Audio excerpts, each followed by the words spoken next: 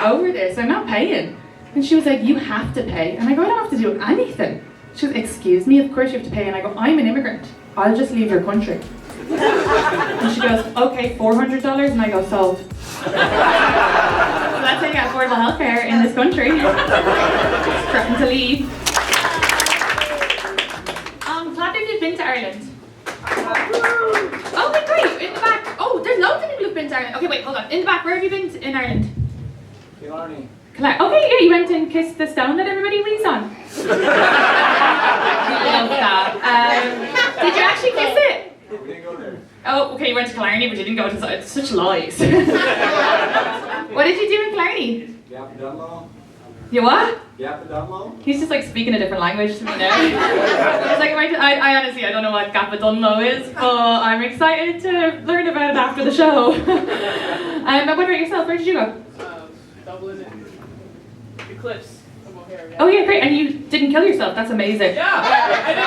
It's a top suicide destination. Did you guys know that? They have signs. And the signs are really fun. They're like, you know, like the signs of the toilet where it's like the man emoji, except for it has like a guy going like this over the cliff and then an X through it. I love how if you were depressed, you were like, this sign has changed my life. I must not kill myself. But I did. Best thing was, it was really windy that day too. Oh, you were like, best thing it was, and I thought you were going to be like, my ex killed himself. It was so great. It was very good.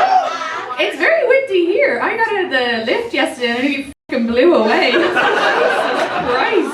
Who else has been to, over here, where were we in Ireland? Really quickly, and then sorry, I'll start. Oh, no. Do you need subtitles? I'm so sorry. Oh my god, where were you in Ireland? No, okay, never mind. They were like, we don't want to play. She's going to accuse us of suicide. We're very suicidal. You said, oh! Oh, here, I've been there. The happiest people are the suicidal ones, okay? Because we survived it. We're like, we love life. That's why the rest of you are sad. Are you guys friends or a couple? Yeah, I love gay love. I don't know why. It's just it's so romantic, you know, because they have to get over stuff to be. Straight people can just be with each other. They're so like, no, we voted Republican. Shut the fuck up, gay. Like that's why you're allowed here. You're a white immigrant. You're like, oh no. Okay, she laughed. She liked it. The rest are like, no, we're getting rid of you guys as well. You thought you were safe for 10 years. Someone said Jesus. I can't believe you said Jesus and you heard all of the openers.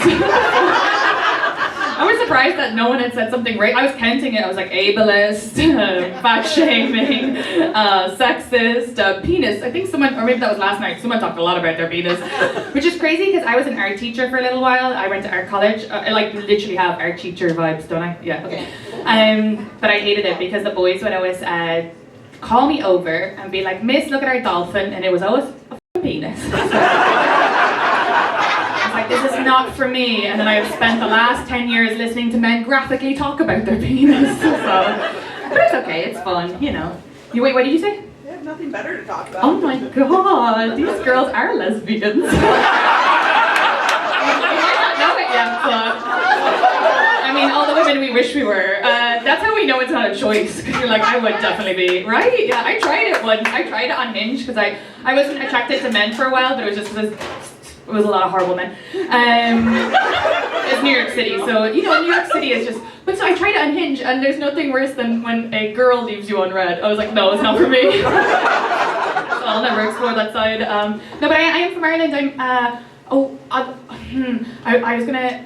okay, sorry. I had two decisions of two jokes in my head to do, and I was like, which one to do? And I have ADHD, but I don't take the medicine. So it's really hard for me to control the talk, so the two sentences maybe came out at once. But no, because usually I end on this story, but I decided I would say it up top tonight because I feel like you guys would like it. But when I first moved here, there was a lot of things I didn't know about. So it was 10 years ago, didn't really understand healthcare, didn't ever have an avocado.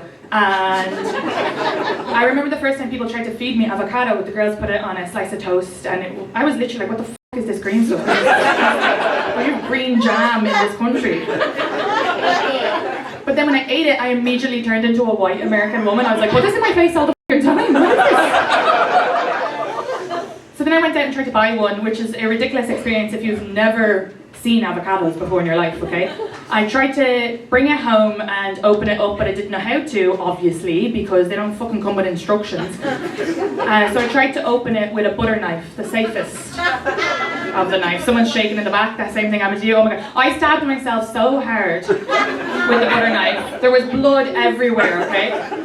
I had to go to the hospital. I wouldn't have went to the hospital, not because of the healthcare thing, I didn't understand that, I was just new in the country. I wouldn't have went because I'm from Ireland and we have free healthcare, but we don't go to the doctor because we wouldn't want to bother them. You know, it's ridiculous. But my roommate was crying because of all the blood, so I went. And then I went and they sewed me up and that was all fine, but then afterwards they handed me a bill and it said $4,000 and I was like, no, what the fuck is that? You can't sew me up and then afterwards go, by the way, that's $4,000. I know the customer is always right in this country. Because if they had told me before, by the way, this service will cost you $4,000, I would have said no fucking thank you, okay? I would have booked a flight to Ireland. I'd be up $3,000. So I refused to pay for a whole year, and again, I was new in the country, didn't have health insurance. Whole year, they're harassing me, because of course I'd give my full name, address, email, all of this stuff. And then eventually I got a call from a distant cousin. So my great-grandfather's brother had emigrated here, and they had found his lineage. And he had called me being like, this is not how we should be getting connected. But I was like, but you just saved so much money on 23andMe, you know? Whole family back home. But I did call them, so I was like, that is a bit weird. And I was like, you need to get over this, I'm not paying. And she was like, you have to pay. And I go, I don't have to do anything. She was, excuse me, of course you have to pay. And I go, I'm an immigrant. I'll just leave your country. And she goes, okay, $400, and I go, sold. So that's how you get affordable healthcare in this country. Just threatened to leave. And then a few years later, my dad sent me a newspaper clip, and so avocados had been introduced to Ireland, became the most popular food and top injury in Ireland. Avocado hand! I was the first of my people.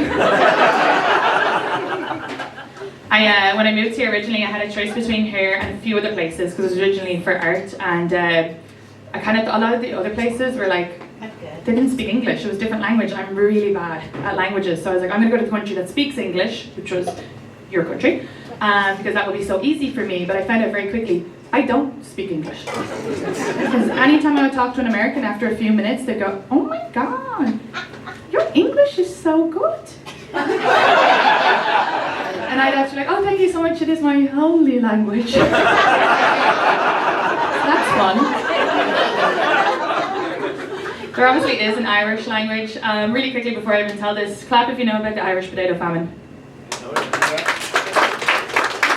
More than last night, I'll tell you. Okay, for anyone who doesn't know, the Brits came, so was the Brits. And they kind of starved the Irish people. They said they could only eat the potatoes, but then when the potatoes got a blight, they were like, great, the whole time. You guys are like, that wasn't funny, calm down, it was 150 years ago, okay? But we'll never let it go. It's our 9/11. But it's so weird because I started to relearn our language because right now there's a cultural revival in Ireland and they're very upset because the language was outlawed in Ireland and then it just became a thing that we all spoke English. So they're relearning it. Especially Gen Z, they're like, you know the way Gen Z is making everybody feel guilty about something? In our country, it's our language. In your country, it's a lot worse, to be honest. But I started to relearn it, and I was like, oh my god, this explains why we are the way we are. Like, we're people who don't speak our own language, and when you learn your language, you're like, oh, that makes so much sense. I guess as well, even English here, you guys shouldn't be speaking, you should make like American or something. Make up a new language. I'm so sorry, that was just a thought and I had to tell you. You're like, we don't know geography, we're not making up a new language, what the fuck?